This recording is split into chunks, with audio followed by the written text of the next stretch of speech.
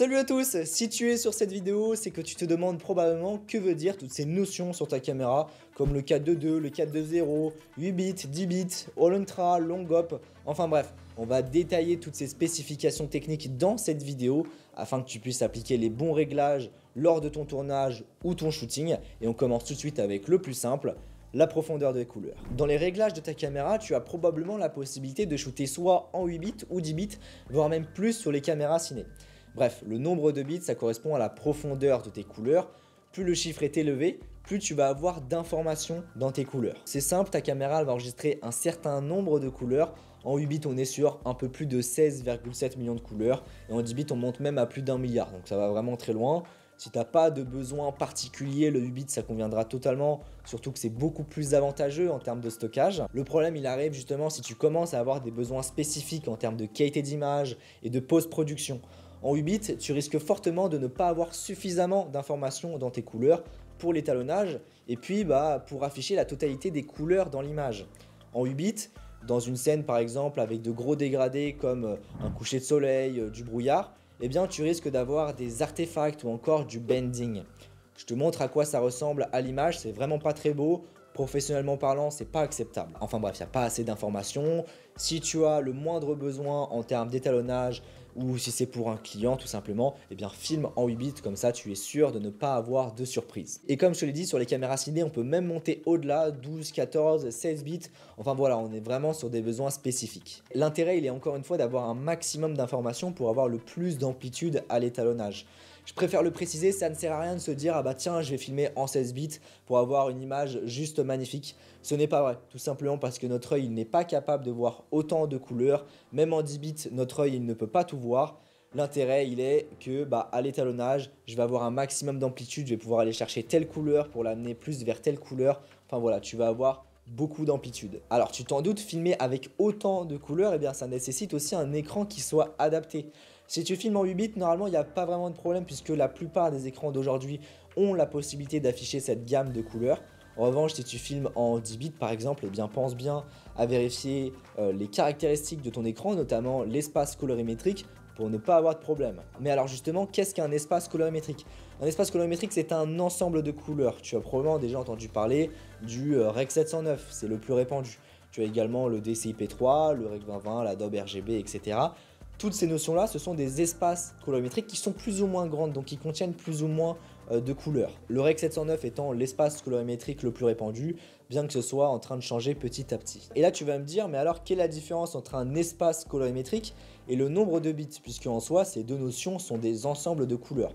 On parle de profondeur des couleurs, le nombre de bits, lorsque l'on est à l'étape de l'enregistrement. Donc c'est le nombre de couleurs qui vont être stockées par pixel. Et on parle d'espace colorimétrique lorsque l'on est à l'étape de diffusion ou d'affichage de l'image sur un écran. En fait, l'espace colorimétrique, c'est finalement ce qui fait le lien entre la prise de vue et la diffusion ou une impression. Pour faire encore plus simple, la profondeur des couleurs, c'est le nombre de couleurs que l'on a à disposition une fois la prise de vue effectuée. Et puis l'espace colorimétrique, c'est le nombre de couleurs qui vont pouvoir être représentées. Voilà pour ce qui était de la profondeur des couleurs et des espaces colorimétriques. Maintenant, on va parler du sous-échantillonnage des couleurs. C'est les fameuses notions 4.2.0, 4.2.2, 4.4.4 que l'on va retrouver sur les caméras. Alors pour bien que tu comprennes, je te montre le schéma d'un capteur photo. Ce qui nous intéresse nous, c'est cette couche-là, qui s'appelle dans la plupart des cas la matrice de Bayer, puisqu'il y a plusieurs schémas. Enfin bref, cette couche-là, elle a pour but de collecter les informations de chrominance et de luminance. La luminance, c'est tout ce qui est intensité lumineuse, donc est-ce que c'est plus ou moins lumineux. Et chrominance, c'est tout ce qui est couleur. Est-ce que c'est rouge, est-ce que c'est vert, est-ce que c'est violet. Le problème, c'est que si on collecte toutes ces informations sans compresser, sans perte, eh bien on obtient des débits qui sont vraiment très élevés. Et niveau stockage, c'est très compliqué, sans parler de tout ce qui est puissance de calcul. Et donc pour éviter ces débits énormes, eh bien on a créé des méthodes de sous-échantillonnage des couleurs. C'est le 4.2.0, 4.2.2, 4.4.4. Pour faire simple et aller droit au but, le 4.4.4, c'est une méthode d'échantillonnage des couleurs que tu retrouveras uniquement sur les caméras pro, les caméras ciné. Mais je vais commencer par là parce que c'est ce qu'il y a de plus simple à comprendre. Donc le 4.4.4, en fait, il n'y a aucune perte. Chaque pixel, chaque photosite va enregistrer les informations de luminance et de chrominance sans qu'il y ait de perte. Le 4.2.2, c'est là où ça se complique. En fait, on va enregistrer uniquement la moitié des informations de chrominance que l'on a capté. C'est comme si on avait coupé en deux nos informations par rapport au 444. Donc effectivement, il y a une perte, mais ça reste quand même assez minime. Et enfin, le 420, eh bien tu t'en doutes, c'est encore pire. En fait, on recoupe en deux par rapport au 422, donc on a beaucoup moins d'informations. Pour t'apporter plus de précision, en fait, on appelle ça le sous-échantillonnage des couleurs, puisqu'en fait, durant ce processus-là, eh bien, tu l'as remarqué, on ne touche que aux couleurs et pas aux informations de luminance. Pourquoi? Eh bien, parce que notre œil, il est beaucoup plus sensible à l'intensité lumineuse que aux couleurs. Je te montre un exemple, je te montre différentes nuances de gris. Donc là, tout de suite, tu vois la différence, hein, c'est plus ou moins gris. Et maintenant, je te montre différentes nuances de violet. Alors effectivement, tu vois la différence, mais c'est beaucoup plus fin. Voilà, notre œil, il est beaucoup plus sensible à la lumière par rapport aux couleurs. Et donc là, tu vas me dire, ok, mais maintenant, quelle est la différence? Et puis surtout, quoi utiliser?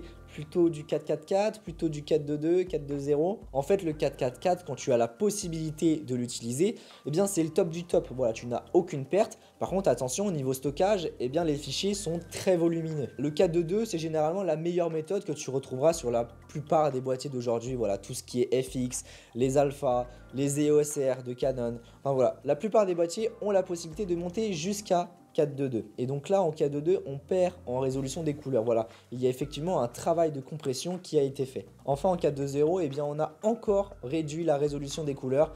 Je te montre un exemple. Imaginons, j'avais un pixel qui devait être blanc et puis un autre pixel qui devait être jaune. Et bien, sur les bords, on va avoir une espèce d'assemblage, de merge, ce qui fait que, eh bien, on va avoir une couleur qui n'est pas censée être là en fait. Voilà, comme les pixels ont été assemblés, eh bien ça nous crée une couleur. Et donc voilà, on va avoir des bords qui seront moins précis. Si tu fais de la photographie, par exemple de produits et tout ça, voilà, tous les bords, on va avoir moins de précision. Donc voilà, il faut bien comprendre que le 444, 422, 420, eh bien ça correspond finalement à la précision de nos couleurs. Tu seras plus ou moins précis en fonction du réglage que tu vas choisir.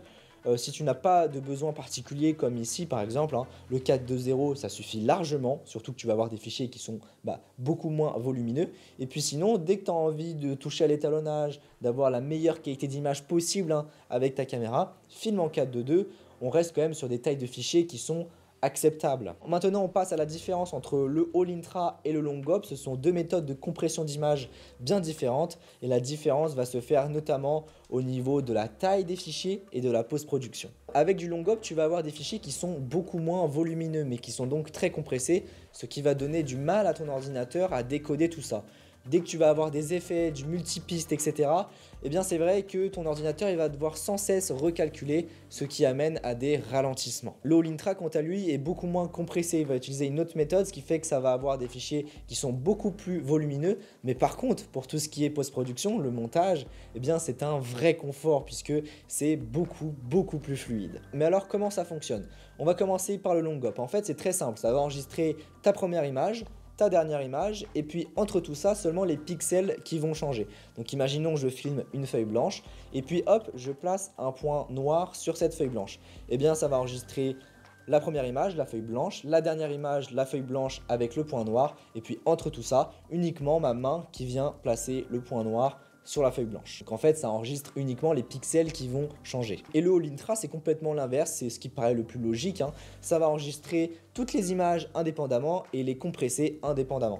Ce qui fait que finalement on a des fichiers qui sont beaucoup plus gros hein, puisqu'on a beaucoup plus de pixels qui ont gardé leurs informations. Mais par contre, à décoder, c'est beaucoup plus facile. Mis à part la différence de stockage et de post-production, il y a quand même une petite différence de qualité d'image, forcément, sinon ça serait pas drôle, entre le Long-Op et le All-Intra. En fait, lorsque tu filmes en Long-Op et que tu vas filmer une scène par exemple avec du vent, donc voilà, les feuilles vont bouger, les herbes aussi, enfin voilà, c'est vraiment des petits détails, des détails fins qui vont bouger. Et bien, il est possible que si on crop dans l'image, on zoome pour aller voir ces détails-là, et bien en fait on va avoir un manque d'informations. Parfois tu vas avoir des artefacts, enfin voilà, des petits trucs qui clochent et qui ne seront pas là avec du All-Intra. Donc même chose en fait, le All-Intra amène plus de précision dans l'image. Donc si je devais résumer tout ça, la différence entre 8 bits et 10 bits, voire même plus, eh bien c'est la quantité de couleurs, d'informations de couleurs qui va pouvoir enregistrer ta caméra.